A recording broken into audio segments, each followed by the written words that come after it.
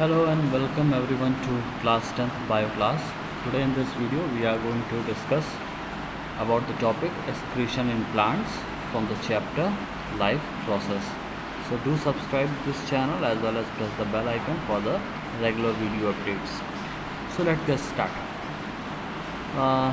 Before actually starting excretion in plant, one topic that is left is hemodialysis in human beings.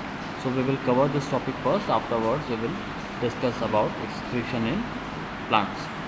So what is hemodialysis? This term you have often listened among your surroundings or by anyone. Hemodialysis is also known as artificial kidney, means through the help of artificial kidney blood is purified, means the waste that are present in the blood they are removed with the help of artificial kidney. अब ये artificial kidney की ज़रूरत क्यों है? Artificial kidney की ज़रूरत इसलिए है क्योंकि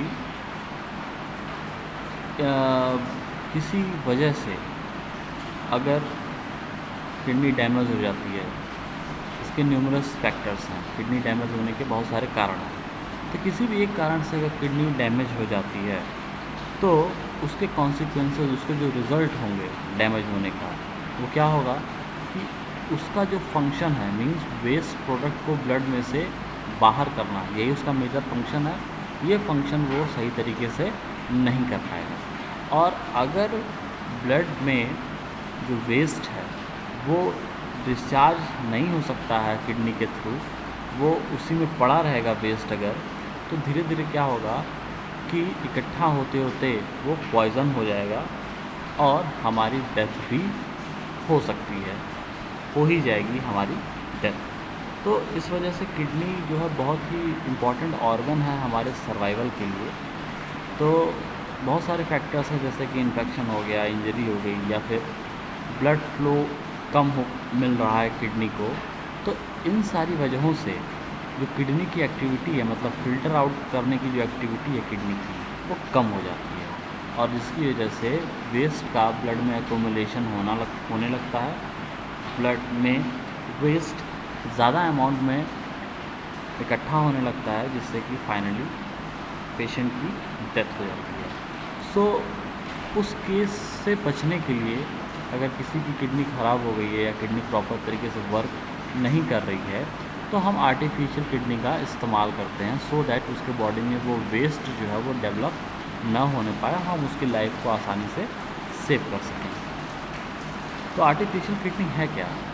आर्टिफिशियल किडनी एक डिवाइस होती है और उस डिवाइस के थ्रू जो भी नाइट्रोजनस वेस्ट हैं ब्लड में, उन नाइट्रोजनस वेस्ट को रिमूव किया जाता है उस डिवाइस की मदद से, और जो प्रोसेस होता है वो कहलाता है डायलिसिस। तो आपने सुना होगा कि बहुत लोगों के मुंह से कि उनका डायलिसिस हो रहा है, तो इसका मतलब क्या है कि उनकी किडनी ख़राब हो गई है, किडनी सही तरीके से वर्क नहीं कर रही है, जिसकी वजह से उनके अंदर जो ब्लड में नाइट्रोजनस वेस्ट हैं उनको रिमूव किया जा रहा है through the process of dialysis through the artificial kidney. तो आर्टिफिशियल किडनी एक डिवाइस होती है जो कि नाइट्रोजनस वेस्ट को रिमूव करने का काम करती है। अब ये काम कैसे करती है, कैसे ये रिमूव करती है नाइट्रोजनस वेस्ट को ब्लड में से, थोड़ा सा इसके बारे में हम देखते हैं। तो आर्टिफिशियल किडनी क्या होता है? ये एक टैंक होता है, ठीक है ना, और उस टैंक में जो है बहुत सारे ट्यूब्स होते हैं, और वो ट्यूब्स कैसे होते हैं? सेमी परमिएबल होते हैं। सेमी परमिएबल आप जानते हैं ऐसी चीज़ें होती हैं जो कि सिर्फ कुछ ही चीज़ों को अंदर या बाहर जाने आने की इजाज़त देती हैं, ऐसे लेयर को हम बोलते हैं क्या? Semi permeable. तो ये जो ट्यूब्स होती हैं ये भी सेमी परमिएबल होती हैं, और ये ट्यूब जो है उस टैंक में डूबी हुई होती हैं, और उस टैंक में एक फ्लूइड भरा होता है जिसको हम बोलते हैं डायलाइजिंग फ्लूइड। तो आर्टिफिशियल किडनी का स्ट्रक्चर मैं आपको बता रहा हूँ कि एक टैंक है, उस टैंक में फ्लूइड भरा हुआ है, और उस फ्लूइड में बहुत सारे ट्यूब्स जो हैं डूबे हुए हैं, और वो ट्यूब्स कैसे हैं? सेमी परमिएबल हैं। तो इस तरीके से उसका स्ट्रक्चर होता है किसका, आर्टिफिशियल किडनी का। तो अब कैसे ये वर्क करता है इसके बारे में हम ज़रा सा देख लेते हैं। तो उससे पहले एक चीज़ यहाँ पे मैंने आपको दिया हुआ है कि नॉर्मली जो है अगर किसी किडनी हेल्दी है तो नॉर्मल इंसान में जो किडनी फ़िल्टर आउट करती है डेली, वो करीब 180 लीटर डेली किडनी जो है वो फिल्ट्रेट प्रोड्यूस करती है। लेकिन अब 180 लीटर डेली आदमी यूरिनेट नहीं करता है, ठीक है ना। वो हार्डली जो है 1 से 2 लीटर जो है यूरिनेट करता है एक दिन में एक इंसान, लेकिन प्रोड्यूस होता है 180 लीटर। तो ये जो 180 लीटर प्रोड्यूस होता है और यूरिनेट करता है सिर्फ 1 से 2 लीटर, तो इसके पीछे वजह जो है वो ये है कि जो एक्सेस ऑफ वाटर है वो वापस से रीअब्जॉर्ब हो जाता है किडनी के ट्यूब्स के थ्रू, जिससे कि सिर्फ फाइनली 1 और 2 लीटर जो है यूरिन प्रोड्यूस होता है। तो अब हम आते हैं कि वो आर्टिफिशियल किडनी काम कैसे करती है, ठीक है ना। तो जो हमने पढ़ा है कि जो डायलाइजिंग फ्लूइड हम उस आर्टिफिशियल किडनी में इस्तेमाल करते हैं, उसका जो ऑस्मोटिक प्रेशर होता है, उस फ्लूइड का जो ऑस्मोटिक प्रेशर होता है वो बिल्कुल ब्लड के जैसा होता है। जितना ब्लड का ऑस्मोटिक प्रेशर होता है उतना ही उस डायलाइजिंग फ्लूइड का भी ऑस्मोटिक प्रेशर होता है। बस फ़र्क इतना है कि ब्लड में नाइट्रोजनस वेस्ट भी होते हैं, इस फ्लूइड में कोई नाइट्रोजनस वेस्ट नहीं होता है।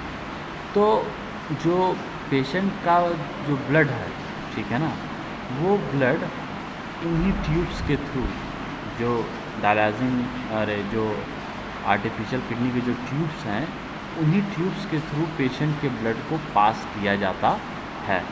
तो जब वो ब्लड पास होता है तो उस ब्लड में जो वेस्ट प्रोडक्ट है, क्योंकि मैंने बताया कि वो ट्यूब सेमी परमिएबल हैं, तो जो वेस्ट प्रोडक्ट हैं उस ब्लड में, वो products by the process of diffusion वो वेस्ट जो है ब्लड से पास हो जाते हैं किसमें, डायलाइजिंग फ्लूइड में। उस फ्लूइड में जो है by the process of diffusion वो वेस्ट जो ब्लड में थे वो अब उस फ्लूइड में आ जाते हैं। तो इस तरीके से ब्लड से जो ब्लड में वेस्ट था वो रिमूव हो गया। अब फाइनली जो प्योरीफाइड ब्लड बचा है उसको वापस से पेशेंट के बॉडी में पंप कर दिया जाता है, और इसी तरीके से किडनी भी काम करती है। लाइकवाइज आर्टिफिशियल किडनी भी काम करती है। लेकिन एक डिफरेंस यहाँ पे ये है आर्टिफिशियल किडनी में और नॉर्मल किडनी में, कि जो नॉर्मल किडनी होती थी वो फिल्ट्रेशन के बाद रीअब्जॉर्प्शन का भी काम करती थी। मतलब जो एक्सेस में चीज़ें चली गई हैं और जो कि बॉडी के लिए ज़रूरी हैं वो वापस से वो रीअब्जॉर्ब करती थी। लेकिन आर्टिफिशियल किडनी में ऐसा कुछ नहीं होता है, जो एक्सेस में गया वो बाहर ही चला जाता है, वो वापस से रीअब्जॉर्ब नहीं होता है। तो ये जो पार्ट था वो रह गया था आपका हीमोडायलिसिस का, एक्सक्रीशन इन ह्यूमंस वाले टॉपिक के अंदर, तो मैंने इसको आज कवर कर दिया। So next we are going to study about excretion in plants. Plants किस तरीके से अपने वेस्ट को एक्सक्रीट करते हैं। तो प्लांट्स की अगर हम बात करें तो एनिमल्स की तरह उनके पास एक स्पेसिफिक सिस्टम नहीं है, एक स्पेसिफिक एक्सक्रीटरी सिस्टम नहीं है कि जिसके थ्रू वो अपने वेस्ट को एक्सक्रीट कर सकें। तो इसके लिए प्लांट्स जो है एक अलग स्ट्रेटजी बनाते हैं अपने वेस्ट को एक्सक्रीट करने के लिए।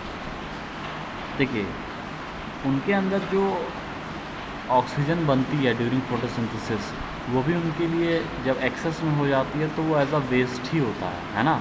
तो उसको वो अपने स्टोमेटा कोर्स के थ्रू जो है या ट्रांसपिरेशन के दौरान वो उसको रिमूव आउट कर देते हैं। और जो एक्सेस ऑफ वाटर होता है वो भी उनके लिए, जो भी चीज़ एक्सेस में है वो क्या है आपके लिए, वेस्ट है। प्लांट्स के लिए भी वो क्या है, वेस्ट है।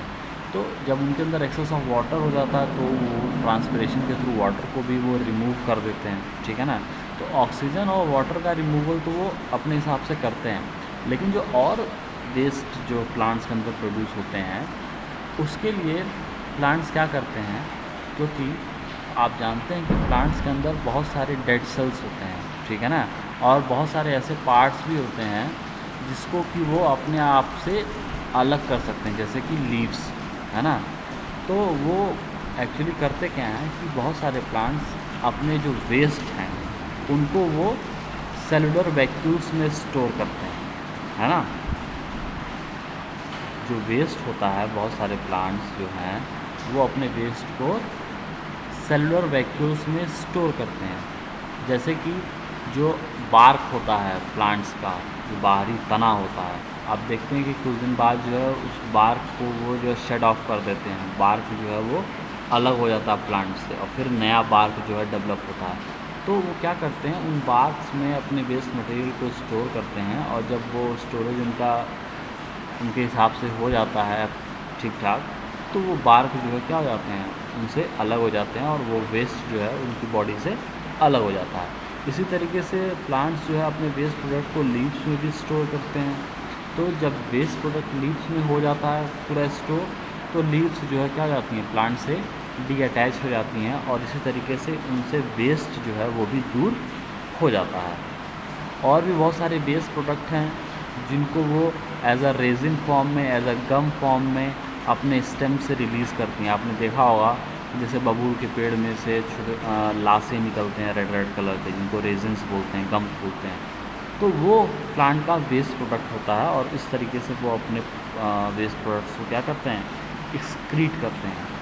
और प्लांट जो है कुछ वेस्ट प्रोडक्ट्स को, अपने वेस्ट सब्सटेंसेस को सॉइल के अराउंड, मतलब जड़ के थ्रू द रूट्स, वो अपने वेस्ट प्रोडक्ट्स को एक्सक्रीट करते हैं और इस तरीके से अपनी बॉडी से वो वेस्ट प्रोडक्ट्स को दूर करते हैं। So this was all about this video, and with this video we came to the end of the first chapter, life processes. Today we covered all the topics of this chapter. Very soon we will start the next chapter of biology. Thank you.